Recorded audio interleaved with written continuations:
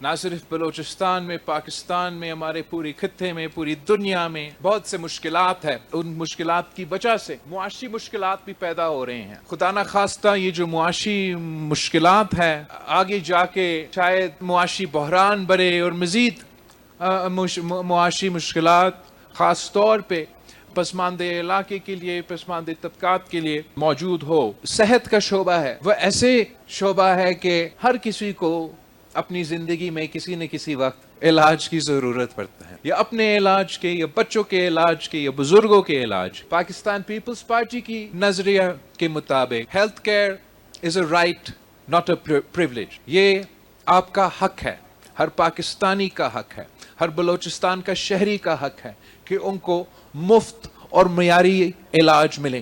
میں سمجھتا ہوں معاشرے میں کسی بھی ریاست میں ایسے نظام نہیں ہونا چاہیے کہ اگر آپ امیر ہو تو آپ کا علاج ہو سکتا ہے، آپ کا جان بچ سکتا ہے، لیکن آپ اگر غریب ہو، آپ اگر پسماندہ طبقے سے تعلق رکھتے ہو یا پسماندہ علاقے سے تعلق رکھتے ہو، آپ کے پاس وسائل نہیں ہو، تو اس کا یہ مطلب نہیں ہونا چاہیے کہ آپ کا علاج نہیں ہو سکتا ہے اور خدا نہ خواستہ جان کو کوئی نقصان ہو. اور یہی وجہ ہے کہ پاکستان پیپلز پارٹی نے ہمیشہ جو صحت کا پبلک سیکٹر ہے اس پہ فوکس کیا ہے. اور جب سے میں سیاست میں خود آیا ہوں تو میرا یہ پورا کوشش رہا ہے کہ ہم اپنے عوام کو مفت اور معیاری علاج کی سہولت فراہم کریں. اور وہ مفت، ہمارا کوشش یہ ہے کہ وہ مفت اور معیاری علاج ان کا ڈور سٹیپ پہ، ان کے گھر تک ہم وہ فیسلٹیز پہنچائیں.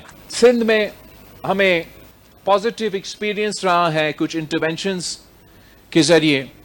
میں چاہ رہا تھا کہ وہی انٹرونشنز ہم بلوچستان میں شروع کریں.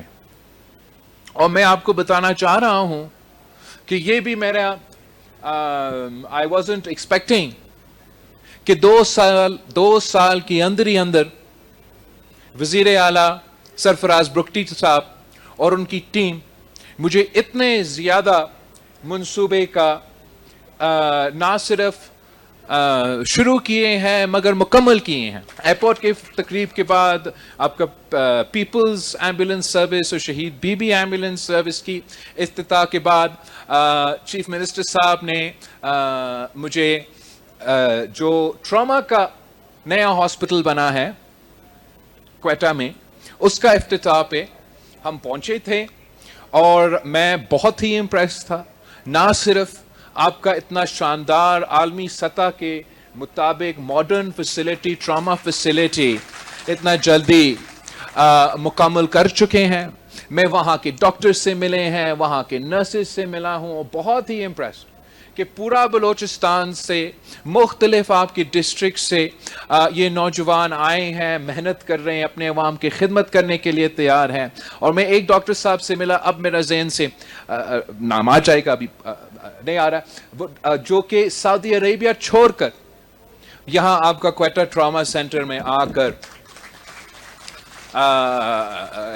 اب خدمت کر رہا ہے. اور میں سمجھتا ہوں کہ یہ وہ محب وطن پاکستانی ہیں، وہ محب وطن بلوچستان کے شہری ہیں جو مشکل حالات میں بھی اپنے عوام کی خدمت کرتے ہیں. اگر آپ نے اور میں نے اپنا وسائل کو پرائیورٹی کرنا ہے یا کسی ایک سیگمنٹ کو پرائیورٹی دینا ہے تو سب سے پہلے ہم بچوں کو، نوجوانوں کو پرائیورٹی دینا چاہیں گے. تو جو چائلڈ لائف فاؤنڈیشن کے ساتھ آپ کا پبلک پرائیویٹ پارٹنرشپ ہے، یہ خاص طور پہ نوجوانوں کے لیے، بچوں کے، انفنٹس کے لیے ایمرجنسی کیئر کے سہولت فراہم کریں گے.